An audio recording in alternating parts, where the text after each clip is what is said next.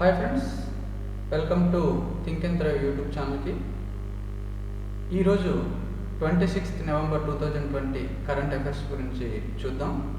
అయితే ఈ వీడియో చూసే ముందు నా ఛానల్ని సబ్స్క్రైబ్ చేయండి, లైక్ చేయండి, షేర్ చేయండి. మీ సపోర్ట్ ఇవ్వడం ద్వారా ఇటువంటి మరెన్నో వీడియోస్ డైలీ మీ ముందుకు తేగలుగుతాను. ఇప్పుడు మనం ఈ కరెంట్ అఫైర్స్ అండ్ దానికి సంబంధించి కూడా ఈ వీడియోలో చూద్దాం. ఇప్పుడు ఫస్ట్ క్వశ్చన్ చూద్దాం. ప్రస్తుతం ఆంధ్రప్రదేశ్, తమిళనాడు, పుదుచ్చేరిలను వణికిస్తున్న తుఫాను పేరు ఏమిటి? ఆప్షన్ 1 భారీ, ఆప్షన్ 2 నికర, ఆప్షన్ 3 సున్, ఆప్షన్ 4 నెవర్. దీనికి సరైన సమాధానం ఆప్షన్ 4 నెవర్. 25 నవంబర్ 2020న మరణించిన డిగో మారడోనా ఏ ఆటను ఆడుతాడు? Option 1 hockey, option 2 cricket, option 3 football, option 4 running. దీనికి సరైన సమాధానం ఆప్షన్ 3 ఫుట్బాల్ అండి. అయితే ఇతను అర్జెంటీనా దేశానికి చెందిన వ్యక్తి. అర్జెంటీనా దేశానికి రాజధాని బ్యూనస్ ఎయిర్స్గా ఇక్కడ మనం చెప్పుకుంటాం.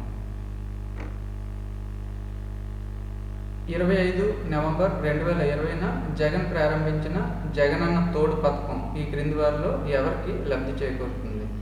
ఆప్షన్ 1 ఆటో వాళ్లకు, ఆప్షన్ 2 కూలీలకు, ఆప్షన్ 3 రైతులకు, ఆప్షన్ 4 చిరు వ్యాపారులకు. దీనికి సరైన సమాధానం ఆప్షన్ 4 చిరు వ్యాపారులకు ఈ పథకం ద్వారా లబ్ధి చేకూరుతుంది.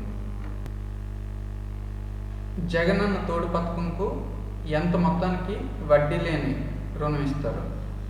ఆప్షన్ 1 10 లక్షలు, ఆప్షన్ 2 20,000, ఆప్షన్ 3 30,000, ఆప్షన్ 4 10,000. దీనికి సరైన సమాధానం ఆప్షన్ 4 10,000 రూపాయలను ఈ పథకం కింద చిరు వ్యాపారులకు ఇవ్వడం జరుగుతూ ఉంటుంది.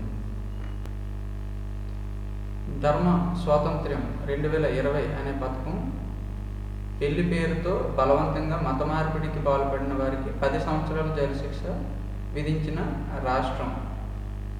Option 1 UP, option 2 AP, option 3 Kerala, option 4 Madhya Pradesh. దీనికి సరైన సమాధానం ఆప్షన్ 4 మధ్యప్రదేశ్. భారత 75వ స్వాతంత్ర దినోత్సవం ఏ ఇయర్లో జరుపుకుంటారు? Option 1 2024, option 2 2023, option 3 2022, option 4 2021. ఇక్కడ ఆప్షన్ 3 అనేది మనకు సమాధానంగా ఉంటుంది. 2022లో జరుపుకుంటుంది. అయితే ఈ బిట్ని ఇక్కడ ఎందుకు చదవాల్సి వచ్చిందంటే ఈరోజు నుంచి 2022కి 75వ సంవత్సరంలో జరుపుకున్న స్వాతంత్ర దినోత్సవానికి ఏర్పాట్లు చేయడానికి ప్రణాళిక అనేది ఈ రోజు నుంచి స్టార్ట్ చేశారు కాబట్టి అది ప్రస్తుతం కరెంట్ బిట్టు మనం ఇక్కడ చెప్పుకోవడం జరుగుతుంది. ప్రస్తుత భారత రాష్ట్రపతి ఎవరు? Option 1 Ramnath Kovind, option 2 Ramnath Kovind, option 3 Ramnath Singh, option 4 Ramnath Lalu. దీనికి సరైన సమాధానం ఆప్షన్ 2 రామ్నాథ్ కోవింద్. అయితే ఈ బిట్ని ఎందుకు కరెక్ట్గా మనం ఇక్కడ చదువుకోవాల్సి వచ్చిందని అంటే